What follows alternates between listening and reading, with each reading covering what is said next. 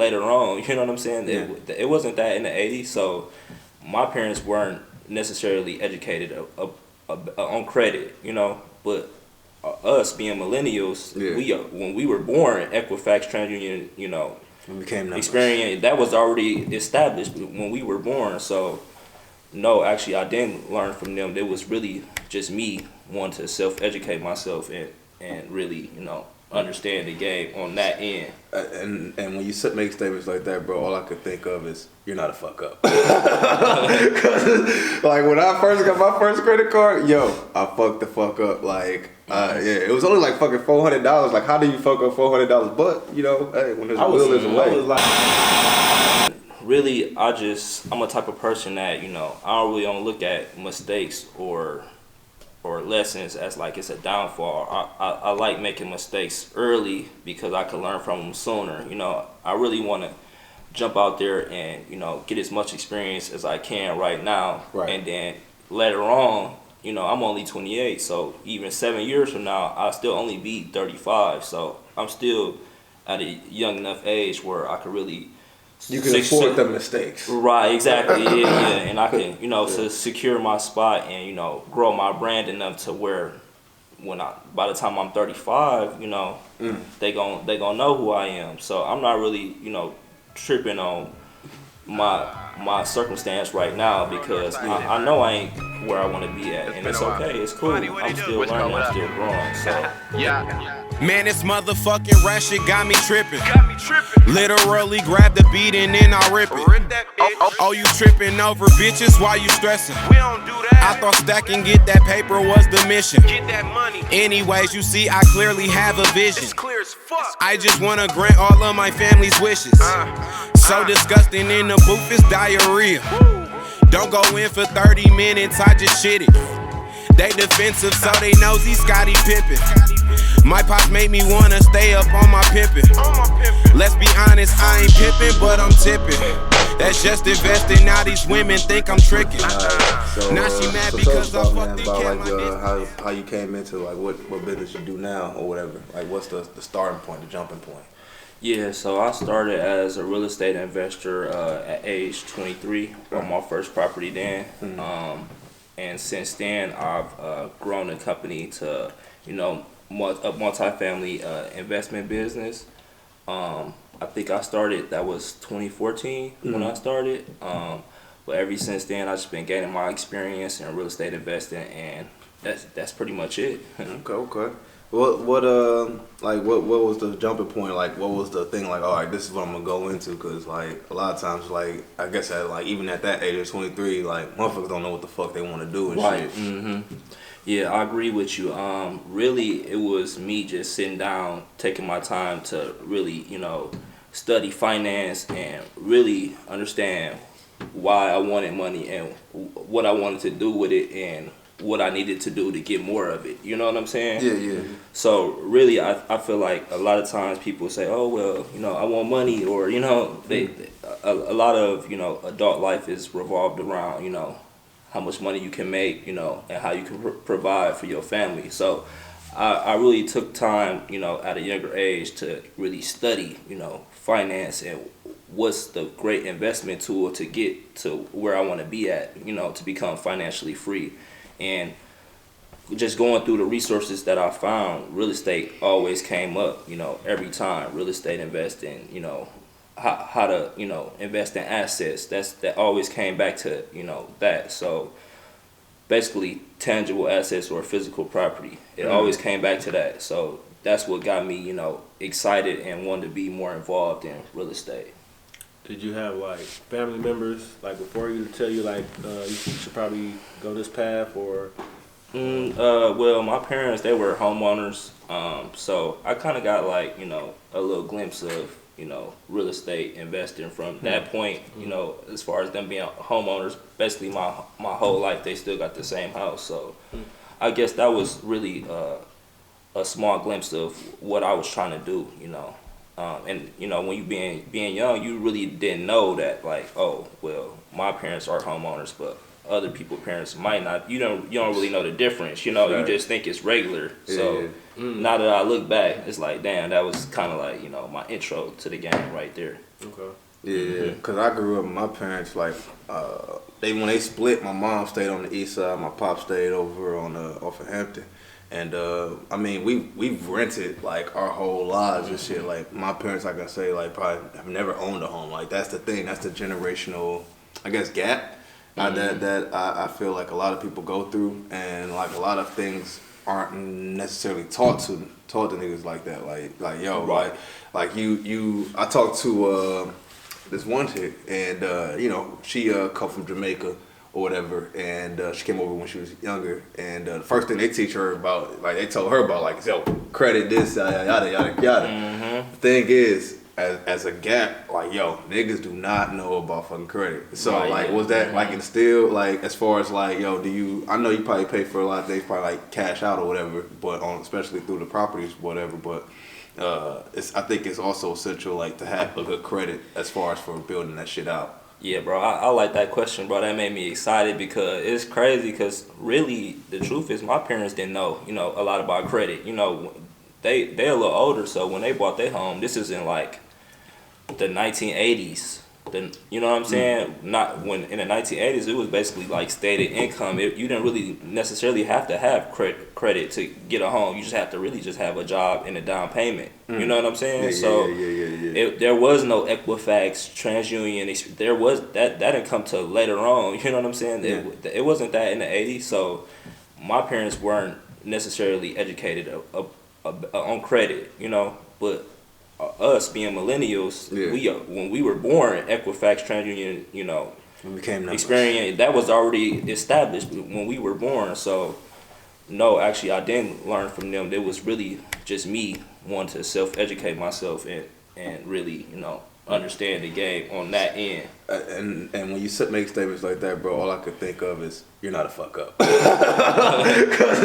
like, when I first got my first credit card, yo, I fucked the fuck up. Like, it was only like fucking $400. Like, how do you fuck up $400? But, you know, hey, when there's a will, there's a way. I was like scared to get a credit card though. Like, I didn't get a credit card till I was down there like 26 damn near, because I was always scared, like, credit. Everybody's always scared you, like, don't fuck with credit cards. Like, it's always been like a scary thing. But now that I established credit and see how it can help you, like, buy properties or like invest in whatever you want to do, it's important for us to kind of learn about that, because we don't get taught about that a lot when we're younger. So we have to, you know, going forward, teach our children and, you know, nephews, whatever, about credit and how good it can be.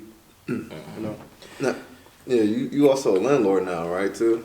Yeah, so like I said, when I first bought my first property at 23, it was a duplex, and I actually had some savings because before I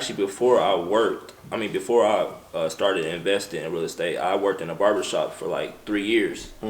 So I had some cash savings from that, and a lot of times when I'd be in the shop, Just pushing people's linings back. No sir. I'm actually still crispy too.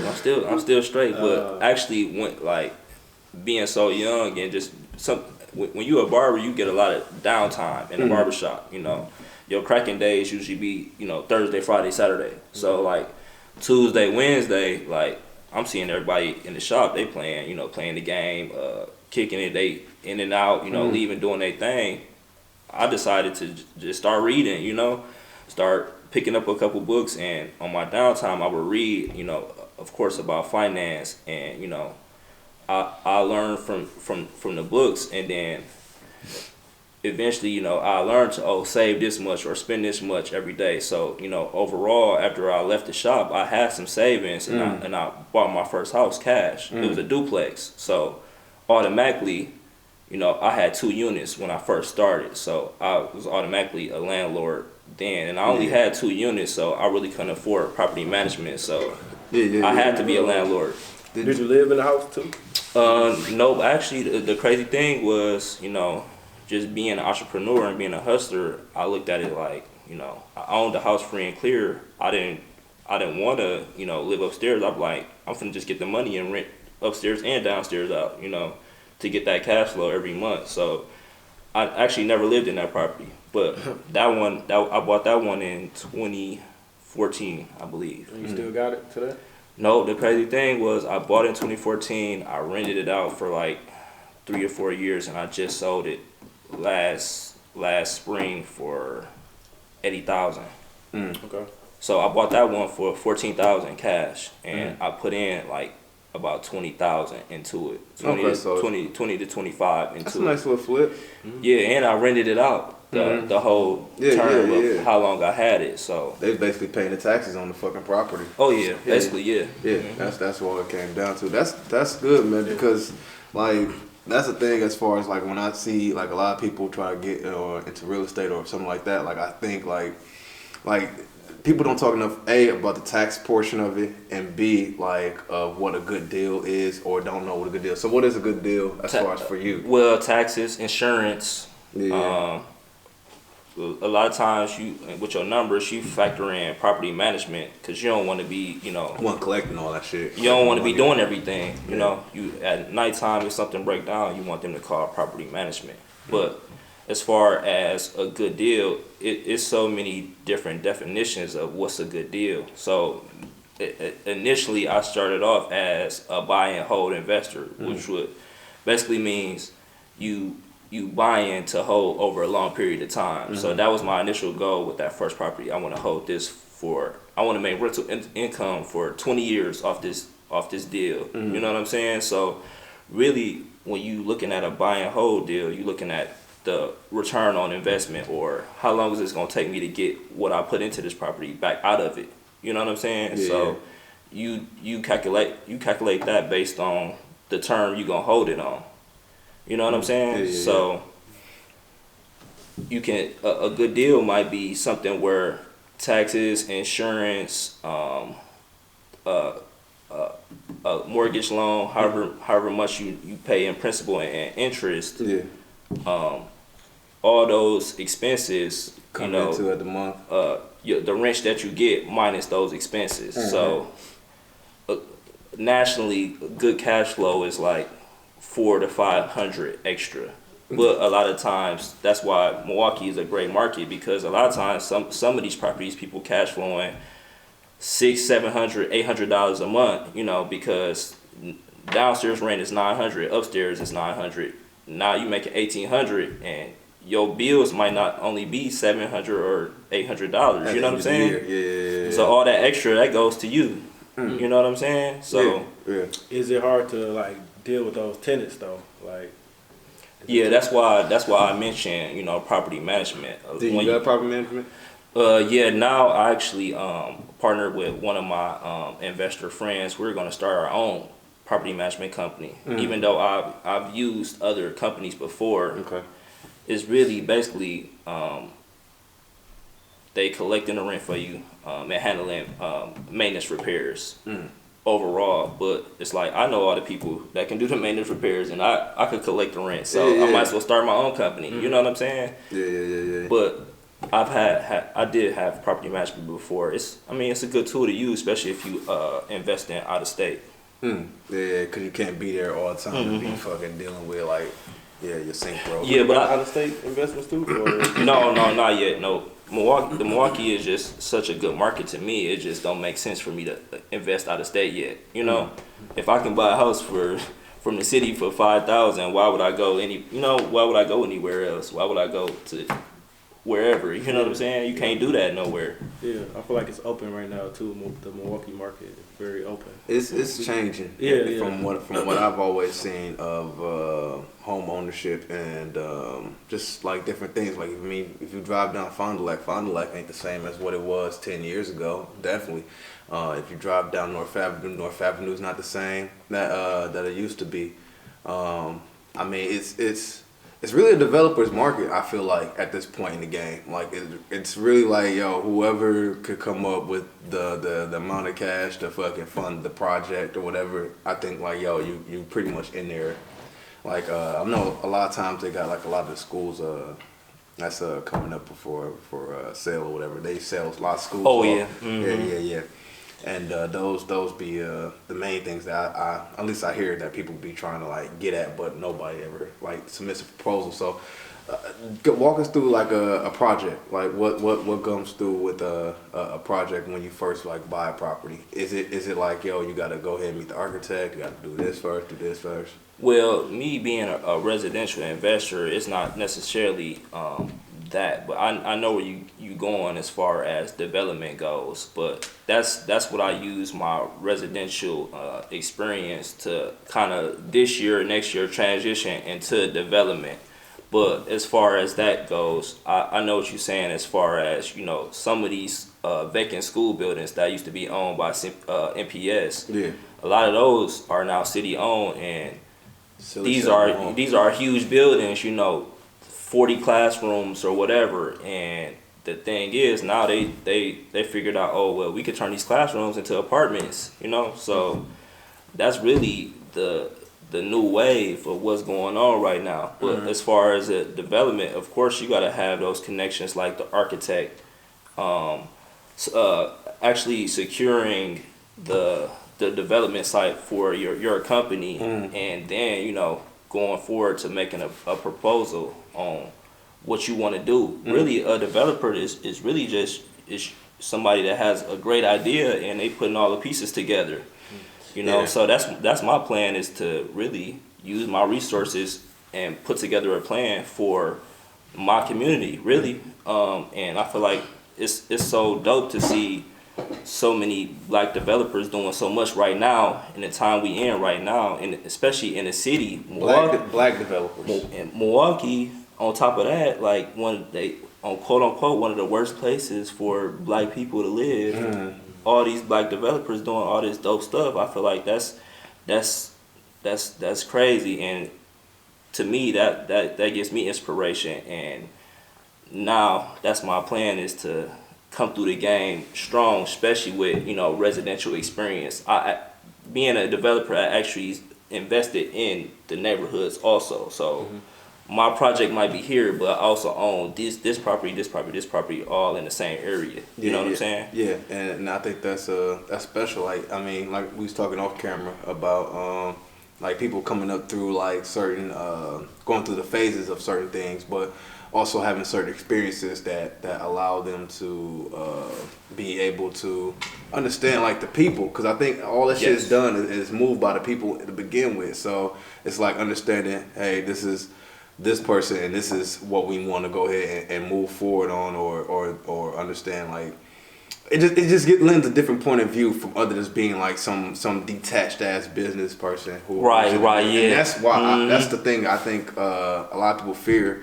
when it comes to like developers and things like that, is that they're detached. They don't know anything about the community, but it's a great thing to be somebody who's already in the community, knowing about the community. And that's why I think it's best for like a lot of black developers, even though there's so many few that's coming up. Facts. And that's why when you go into those like rooms to do those deals, do you see a lot of people of color or mostly white people? Yeah, basically when you working on anything, whether it be residential or commercial, you gotta go through, you know, the Department of Neighborhood Services or the city redevelopment board downtown. So like I said, over time you start to make connections and start to see, you know, some of the same people, but you know, contrary to anybody's beliefs, it's a lot of black people downtown doing some big stuff, you know. And even if you just look at the Common Council, it's a lot of, you know, there's a lot of black people on the board that's definitely from the community and definitely willing to help you out as far as your ideal or whatever you want to do, you know. So I feel like that's dope also. Yeah, that's what's up. That's what's up. Did you what hurdles do you think you like? That's the biggest hurdle that you probably have to face as far as like working with like development and real estate and stuff like that? Yeah, but you know, just real estate in general, the main key is having the finance. You know, having the means to redevelop or rehab whatever you want to do, or even do new construction. You gotta have the credit score. You gotta have the reserve, the bank reserves, the money in the bank. You gotta have. College, did you? Yeah, I did go to school for a period of time, but it really wasn't my thing. So I just stopped while I was ahead. Yeah, you know, I'm really. Student loans ain't beating you down though, right? I got a couple, but not like crazy. Like if I was trying to go get, you know, a master's degree, you know, some people be 50 to 100, you know, in debt, and I'm just blessed that, you know, I don't know what it was. It's just something that just. What school was you at? What did you go to? Actually, I went to UW Waukesha for like 2 semesters. Was that WCCT? Yep, and I went to MATC for a few semesters. So I was kind of like in and out, you know. I didn't really go for, you know, like a 4-year degree like, you know, most people. What like made you say like, no, I don't want to do this no more. I don't want to do school. I want to do real estate. Because I feel like, you know, with just, you know, the whole, you know, structure of college, you gotta go through so many different, you know, prerequisites to get to what you actually want to do. It's like that's what really, you know, deterred me. Like, why am I taking whatever, you know, Chinese? Yeah. How do I need a foreign language? I just want to build buildings. Right. I want to be in business management. Why do I need to learn X, X, and X? So it's really like me, once I got a hold of like YouTube and Google, like, man, that's what really changed my life. YouTube like, is a school in its own. Man, I learned so much shit off YouTube every day. Bro, I don't even think I'd be here talking to y'all if it wasn't for YouTube. Man, for real. Seriously, like, YouTube that's is, how and I still get on there. I'm still gonna get on there to this day to just keep getting game like over and over. And I really want to, you know, build up my, you know, YouTube page and try to, you know, share as much information as I can, because, you know, we live in an information age. Like, and I was just having a conversation with, you know, a couple people last night about this, like, as far as college. I mean, I feel like it's gonna always be around, but people are starting to figure out so many other different lanes that they don't even gotta go to college. Like, it's some females out here that's doing hair, or, you know, got hair products, and they making $100K out the gate. Like, it's crazy. Yeah, but that's getting saturated for me. Everything gets saturated. Everything but gets, if you great at your craft, then you gotta worry about the competition and shit. Mm-hmm. Yeah, that's crazy. Y'all use YouTube like that, because I only use YouTube to watch fight compilations from World Star. So I mean, hey, more power to you, niggas, man. YouTube got a lot of information. Tap in. That's how I got my first property. Just watch. I'm like, let me just check out some YouTube videos on how to invest in property and shit. And I just start watching the shit. I'm like, this shit down there easy. You know, it's as hard as I thought it was and shit. So. And the good thing is you can always go back. If you miss something, you can always go back. Like college, you got to be in there. You got to be if you miss some notes, you got to ask somebody next to you, or schedule professor time shit. Man. If they even own that shit, like they have open door policy and shit. Right. Yeah. But I feel like they kind of set us up for failure in school, with school. Like, they just want us to be robots and shit. Like, they don't really teach us about investing in businesses and shit like that. They just teach you about go to school, get a job, work for 40, 50 years, retire. But that's all they knew at that time too, though. I don't know. It's a double-edged sword for me when I think of that shit, because I think like, yo, yeah, they tell us do this, do that, do that, but that's only because shit, like we coming from a point where not many African Americans, our parents like saw motherfuckers like, yo, they parents didn't have a degree. Yeah. They probably didn't have a degree. So like, it's like, yo, this is what I want you to do in order to get to this level of success. Now, it might not have been right, nor maybe be wrong, but it's just, that's all they knew at that time. That's why I don't fault my parents for like a lot of the shit that they never told me that I have to find out now as an adult. It was like, yo, it's like, this is all you knew. This is all you knew. So like, this is all you could tell me. You know, motherfuckers limited space, like limited knowledge and shit. You know, fuck. But yeah, I just think that I think everybody goes through their own journey, and it sounds like, for me, like, your journey is you dabbled in school. You said, hey, fuck that. You went and did your barber thing, and barber is really like your own business, anything, because you gotta know how to manage your money to pay, if you gotta pay shop costs or whatever, your fees or whatever have you. So just managing that shit, and then flipping it into the business of real estate. But where do you see yourself like going like next though? like with that shit? Yeah, I always want to invest in the city of Milwaukee. I'm really planting my seeds and my roots here in Milwaukee. But of course, you know, now I'm thinking bigger. I'm thinking nationally. I don't want to just limit myself to just my hometown. So, you know, I go out of town a lot to, you know, network and see what's up in Chicago or Phoenix or, you know, I'm willing to go wherever, you know, as far as, you know, where I can, you know, be a piece of the puzzle to, or where I can fit in at as far as business. But, you know, 10 years from now, I feel like my portfolio will be grown enough and I've had enough experience to do, you know, large projects, you know, 100 units or more, you know? Yeah. And that's the thing. Like I think like it sounds like you got like a five year like plan as far as for like where you want to see yourself as far as those portfolios go. And really, I'm a type of person that, you know, I don't really look at mistakes or lessons as like it's a downfall. I like making mistakes early because I can learn from them sooner. You know, I really want to jump out there and, you know, get as much experience as I can right now. Right. And then later on, you know, I'm only 28, so even 7 years from now, I'll still only be 35. So I'm still at a young enough age where I could really...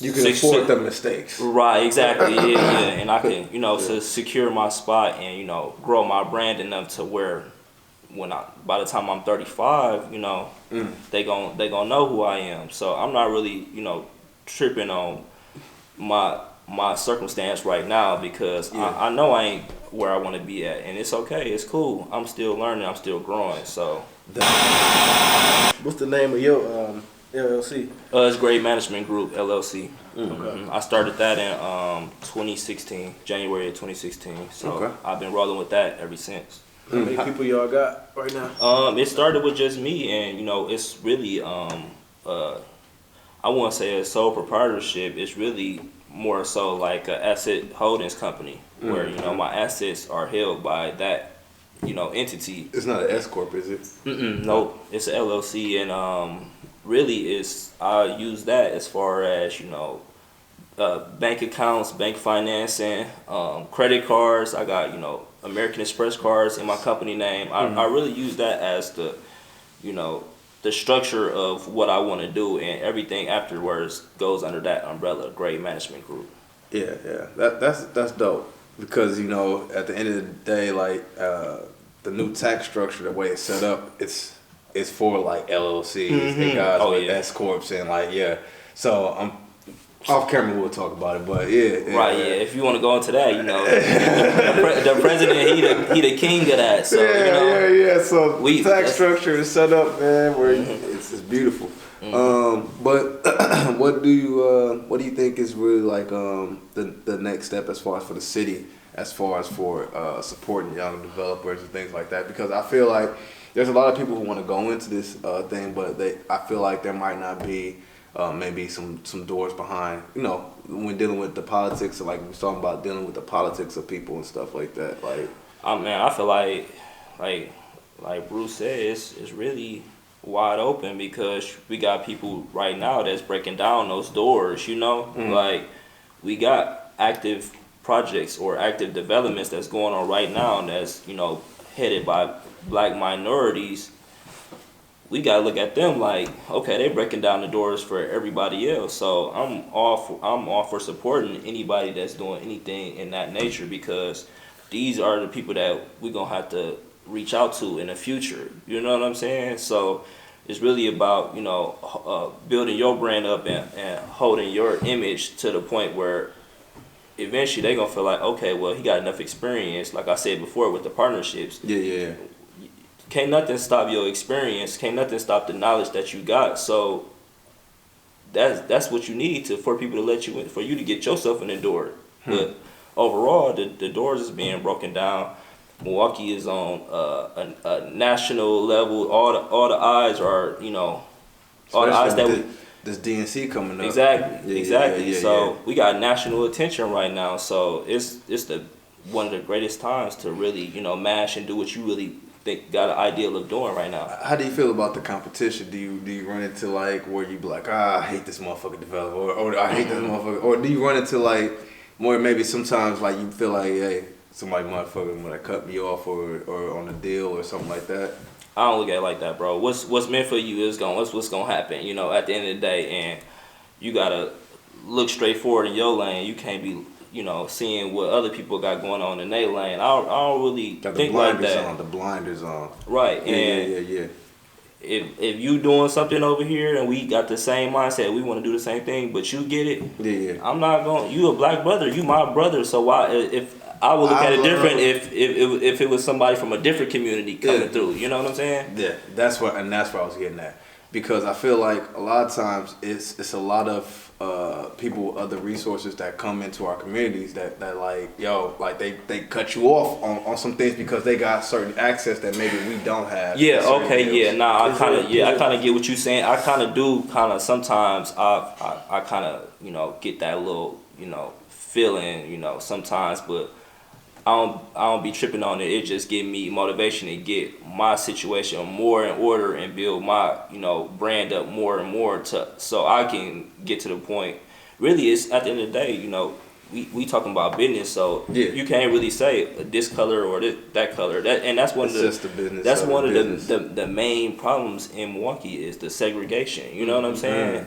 We want it to be mixed. You know what I'm saying? So we can't want it to be a mixture and then get mad when it is. You know what I'm saying? That's hard actually smart, man. I like that. Like work with other people with different races. Like, do they like understand your, you know, aspects of business or? No, I don't find it hard. No, just as long as you come correct and you, like I said, as long as you know what you're talking about when you go in these rooms, as long as you got your, you know, the knowledge behind you and y'all on the same page. I don't care what color you is at the end of the day. Like, as long as we can get the deal done, you know what I'm saying? Whatever I'm trying to do, I want to get to closing table. I want to get the deal done.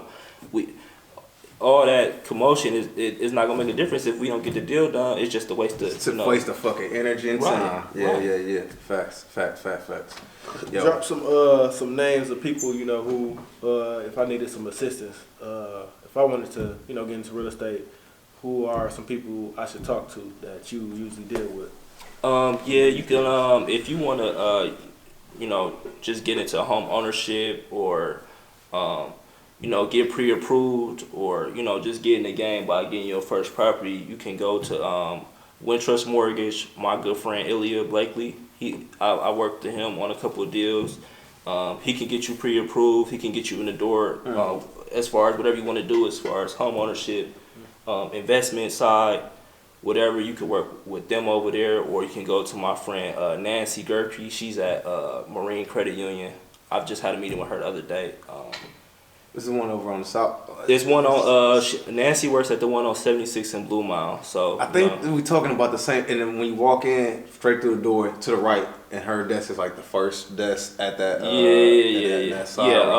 On Blue Mile, it's Nancy and Cindy. They can get you. You know, you got to come through. You got to have your bank statements, your credit scoring got to be in a decent place. If not, they'll help you. You know, all these people, they'll help you. If you're not where you need to be, they'll talk to you and they'll give you the game on where you need to be to get to the point of what you're trying to do. Do you recommend like people going through, like, I know the city also hosts like first time home buyers type of things. Do you recommend like people go through those type of programs too? Maybe? Oh yeah, of course, because a lot of times it's gonna either be grant money or forgivable loans. You just gotta live in a property to like 5 years.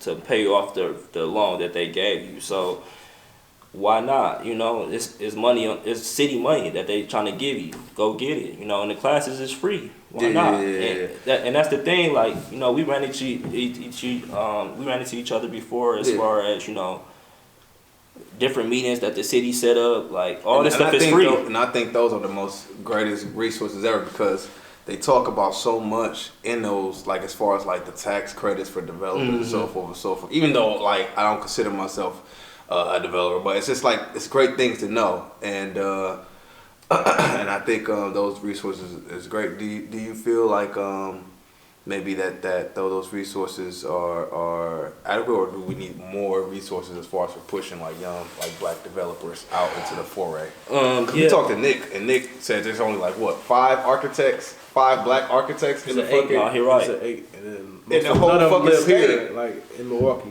Yeah, except for him and shit. And it's like only.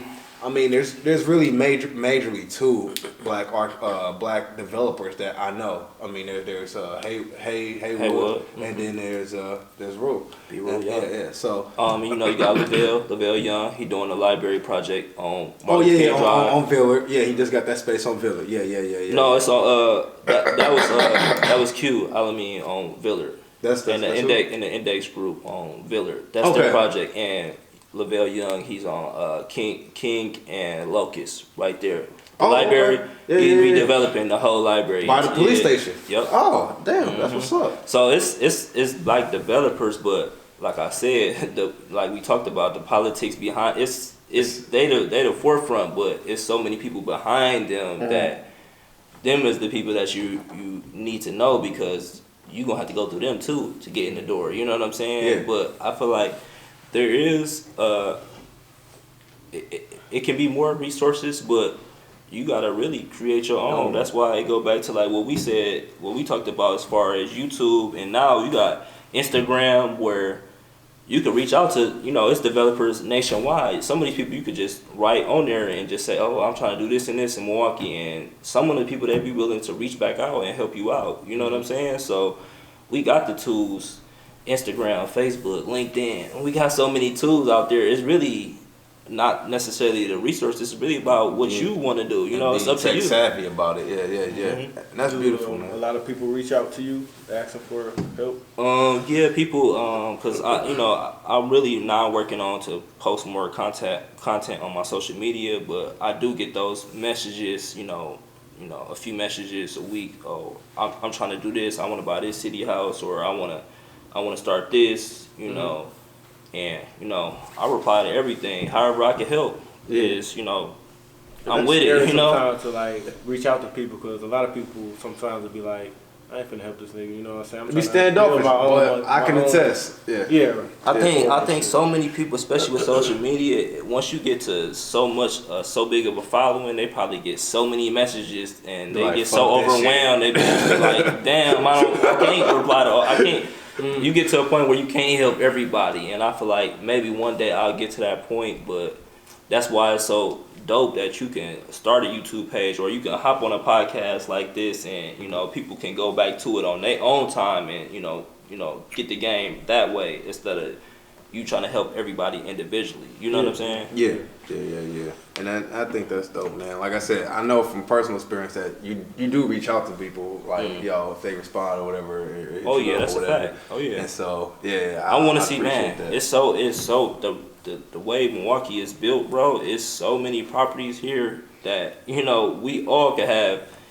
Me, you, Larry, we all can have 30 properties each, and it still be thousands. It still be thousands more. So at the end of the day, we not stepping on each other's toes. I really rather see you have something in the community than some, like I said before, some out of state investor from California where it cost them $1 million just to get one home, when they could come bring that same million here and go buy 10, 20 properties. You know what I'm saying? How would I find the properties though? Like, where do I get that information? I just want to buy a house. Where can I find this information? Well, I use Realtor.com, the Realtor.com app. But of course you can use Zillow, but a lot of people I know use Zillow. They go off those estimates or those estimated values, which is definitely off. Like a motherfucker. I definitely don't suggest using Zillow as far as looking for values, but it show you the property, and it show you have some information on it, some little bit. But I agree, Realtor is the best one. Right, but that's just the MLS. So that's just the properties that's on the multiple listing service. There's also a lot of wholesalers that you can get in their email chain, and they'll send out certain off the market deals. And really, a lot of the major investors, they only deal with off the market deals. So basically, a property that's for sale that you're not gonna see on Realtor or you're not gonna see on Zillow is contracted directly through the owner. So these wholesalers that have the owner under a contract for a certain price, and it might be a better deal because the investor can go basically directly to the wholesaler or the owner and not have to pay so much in fees by using a realtor. Do you fuck with 10X? 10X Grant Cardone. 10X commercial real estate. It's this website basically that I always look on there. I mean, I ain't got the money to buy that shit, but it's always a website that I always look at because they always show like certain opportunity zone. No, I never heard it. I think I know what you're talking about, but I don't get on there. I'll show you off camera, bro. But I like that shit because it's like the opportunity zones and stuff like that. Have you done any investments in those new opportunity zones that the government's designated? Right. Yeah, it's really designated for large I want to say rich people, but it's definitely ways to take advantage of the opportunity zones, but you got to really be deep in, bro. As far as financially, you got to really be heavy to take advantage of it's so because it's made with tax gains or right capital gains. Right, really, if you just getting started, you're not looking for to save money. You're not really to look somewhere to dive your money to save in tax gains. You just getting started. You might not even make $40,000-$50,000 a year, what I'm saying? Yeah. So that's really for people that's really heavy and deep in to take advantage of those opportunity zones. I personally haven't done anything, but if you know about the zones, I would suggest invest in it in those surrounding areas. That's what I would do. Okay. If this is an opportunity zone here, buy a property that's right next to it, because eventually somebody gonna trying to buy you out on that one. Exactly. Yeah. It's chestnut checkers. So what's like I would say like the cheapest property that you bought, or like the area, I guess, the cheapest property you were? Well, yeah, now I'm finna close in January on a city-owned property. They were asking $5,000 for it. I offered $4,000. Gotta accept the offer. But with the city properties, how many units? It's just one single family. Okay. And that's my thing now. I'm kind of gravitating towards the single families because it's just you got one bathroom, one shower, one of everything, opposed to getting multi-unit. You got to do two of everything. If you redo a duplex, you got to do two of everything. So even with the single family, it's good returns on renting it out. And of course, I could be restabilizing some of these vacant tax foreclosed properties and putting a family in them, and kind of doing my service to regrow the community in that way. You know what I'm saying? So that's dope. Yeah. You gotta put a lot of money into that though. Yeah, of course it's gonna be a project, especially if you get something for $4,000, $5,000. That's basically like they giving it to you. But of course they need work. But that's the name of the game is value add, is revitalizing. That's where I could save cost on the rehab to get myself less in on the project or the property. So I might buy it for $4,000, but if I could get everything done for $20,000, now I'm only $24,000 in on the property, and the after repair value, or after I go get an appraisal when it's done, it might be worth $50,000. So now I got $25,000 or whatever in equity. You know what I'm saying? So how do you get the money to fix up the property? It's different type of loans that you can use as far as rehab. But a lot of times you can use your own money. You can use credit card financing. You can use lines of credit. It's an asset now. If I buy it, it's an asset. So I can take it to the bank. I can refinance it as is value. They might give me a 50% cash out or whatever, or I could use hard money. It's so many different lanes that you could use to get that money. Especially once you got to LLC, like I feel like if you got an LLC, you get lines of credit anyway, so you can just use the line of credit just to fix the house up or whatever. Yeah, that's what as far as 2018 and 2019, I've been using a lot of lines of credit. American Express, Chase Bank. But of course, that's why credit credit is so important though, because without the credit, they're not gonna give it to you. They're not gonna give you these lines of credit, which is the money you need. That's your budget that you need to rehab these properties. You know what I'm saying? But you investing though, so you taking that money, using it to put into investment, and once once you're done with the deal, then you pay the cards back. Then you pay the line of credit back. You know what I'm saying? So, man, yeah, we definitely appreciate you coming on, man. Dropping gems, dropping knowledge for the folks. We definitely need this information. But where can the people reach you at, man? If they want to Instagram, really. Instagram is at property_brother. Facebook, my name is Nolan Gray on there. You can add me on those too. I'm on social media every day, just like everybody else. So, hit me up. Sure. Another episode, Omorph Podcast. Omorph You want to come on, promote your business, your brand? Let's do it. Yep. It's been a while. Vonnie, what they do? What's called? What up? Yeah. Man, this motherfucking rap shit got me tripping.